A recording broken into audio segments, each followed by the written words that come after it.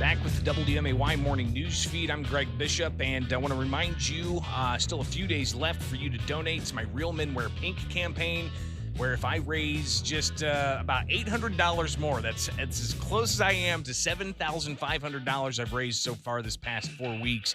I've been blown away by your generosity. Megan and I can't thank you enough.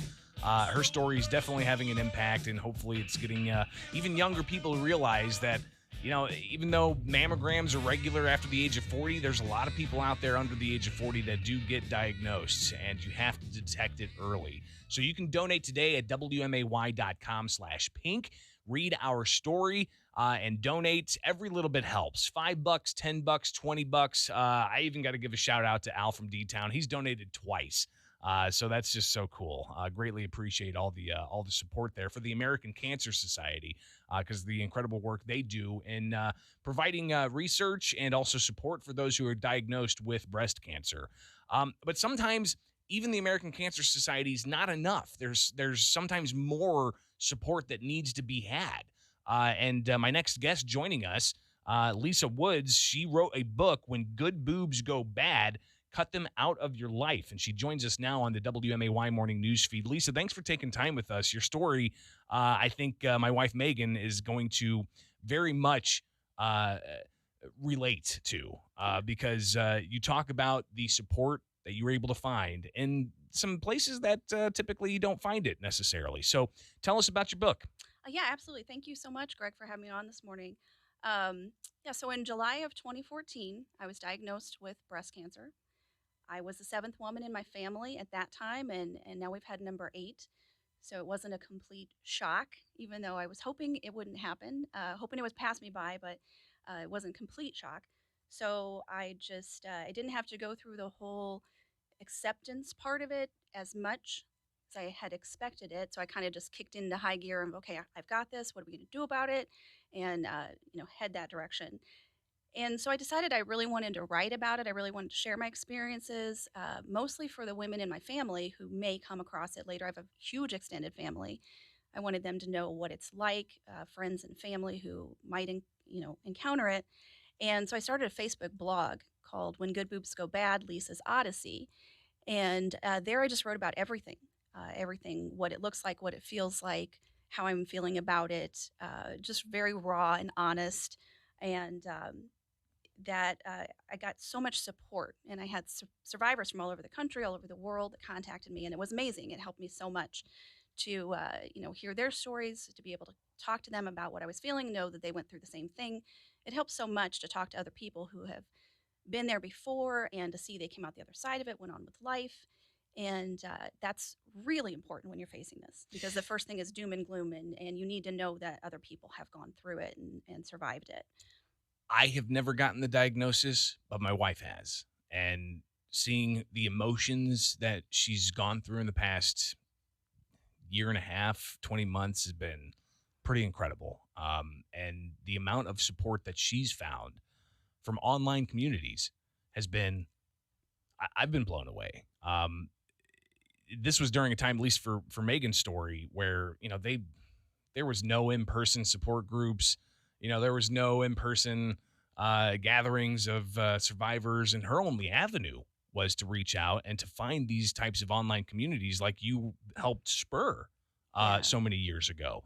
Talk about the types of things that survivors are able to share with those who are going through this. Like, there's so many different types of cancer. There's so many different stages, Sure. different treatment options, different even schedules of treatments. Yeah. Talk a bit about how survivors like yourself and others out there that are parts of these online community that you highlight in your book, how they're able to impart knowledge and give that hope to those going through a diagnosis. Yeah, absolutely. There are so many different kinds of breast cancer, which I didn't realize at the time. You just hear breast cancer, okay, it's one thing. It's not.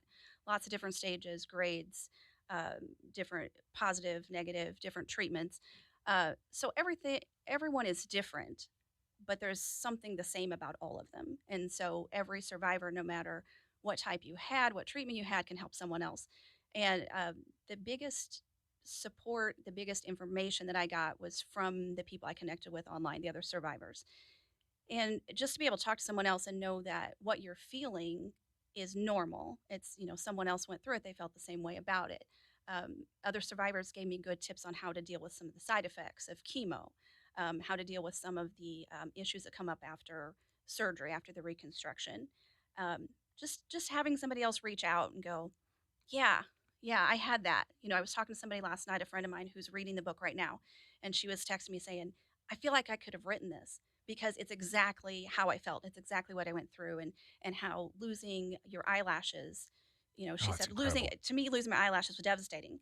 And she said the same thing. She said it was worse than losing my hair. Megan And had a rough time with her eyebrows. yes, And it freaked me out when she lost her right, eyelashes. I was like, "Are right. you kidding?" And then she even went further and said, "I don't have any nose hair." Yeah. Well, some of the hair, I was hoping my leg hair wouldn't come back. It did. Things that you don't want to have to And deal and with again. and that's But something too that some of it's you can great. have those kind of good kind of humorous Yes. conversations Right. even with Yeah. that online Things that community. other people can understand that are some of them really strange, Yeah. and you have that community that can support that and make you feel like you're not going through it alone. And to be able to share that with other people is just a great thing to be able to help somebody else who might not have any other support find that. And you can find it online, you can find local support groups. And if you're a person who doesn't want to interact with other people, you can find online groups that you can just observe, and you can still get information from what they talk about. You can get great information about how to deal with side effects that you're not going to get from your doctor, Mm. because if they haven't done it, they don't really know. They know what the information they have out there says will help, or what you should do about it, but other people might give you information that works a little differently or a little better for you. Lisa Woods is the author of When Good Boobs Go Bad, Cut Them Out of Your Life. She's a local breast cancer survivor who is a survivor from a diagnosis back in 2014, putting together this book of a way kind of like your journal. It And was, yeah, really, it's a diary of from right at diagnosis up to my fifth, my 5 year mark, the all wow. important 5 year mark. It's the diary with additional commentary and writing and stories I didn't share. It's a lot of things that just apply to everyone, just kind of life stuff, things you encounter, things you come across as you go through this journey, and any other major health journey. So my hope is that my journey can help someone else to get through theirs, to give some encouragement, some inspiration, some helpful tips, just that community to other Absolutely. women that are going through, and even men. Don't forget the men. That's Men right. can get breast cancer too. So everybody needs to check. Men need to be aware. You need to know what your breasts look like, what they feel like. So if anything is different, you check it out.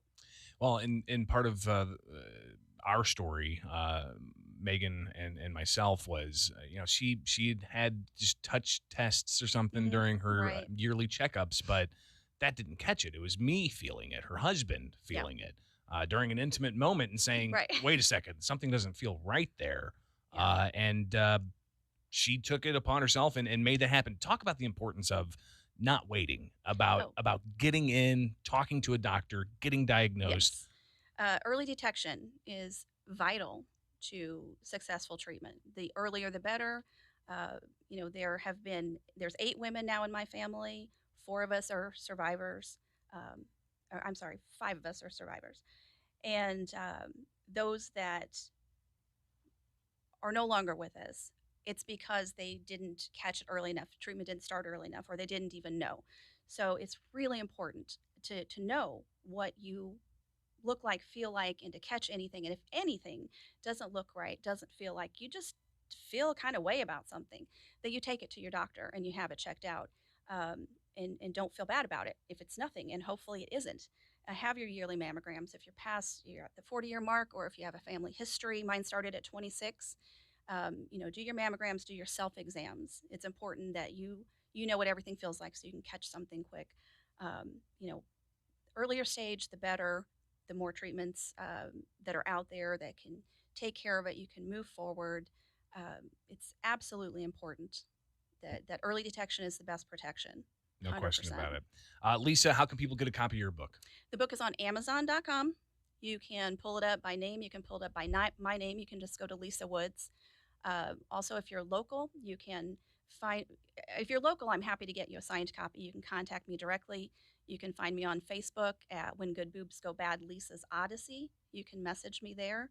And I'm happy to sign a copy and deliver it right to you, or go on Amazon and pull it up and order it. That Lisa would be amazing. Woods, she is the author of When Good Boobs Go Bad, Cut Them Out of Your Life. You can find this on Amazon. Lisa, local author, local breast cancer survivor, thank you for sharing your story. And I tell Megan all the time, thank you for doing what you're doing and extending your life. And I'll tell you as well, thank you for doing what you did to extend your life so you could be here to tell us about your story. Well, thank you so much for that, and thank you for having me here. And my best to you and Megan and everybody out there. Just, check your boobs. Mine tried to kill me. Yeah, You know, yeah, just absolutely. be aware. Appreciate that. All right. It is the WMAY morning news feed. And stay tuned. We'll talk Downtown Springfield Incorporated next. $15 per hour is a lot of cheddar. Culver's West on Wabash pays